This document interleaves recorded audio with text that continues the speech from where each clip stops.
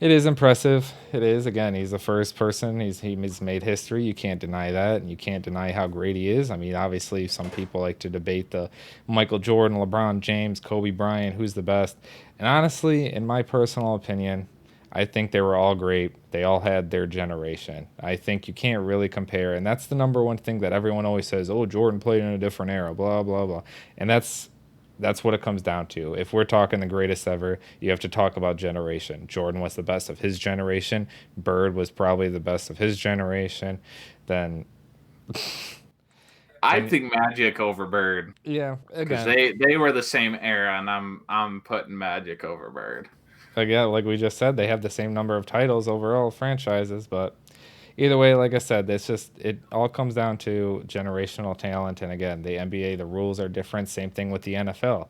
You can say who is the greatest running back of all time. Back in the day, same thing with the quarterback. Who was the greatest quarterback of all time? Back when Terry Bradshaw did it, who someone completely forgets about all the time, that was a much rougher league. They did not have all the quarterback protection rules and stuff that they have now.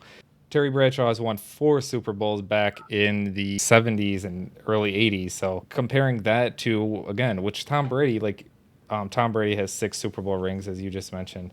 And that is, obviously, that's far higher than anyone else. But someone can argue, look at the generation he's playing in because of all the protections that they have against the quarterbacks, how much better offensive linemen are now instead of before. Back in the day, they used to just be big and fat. Now they're actually strength, athletic offensive linemen for the first time in years. So it's a completely different type of game. Same whether it goes for NFL or NBA, it's just different generations have different talents.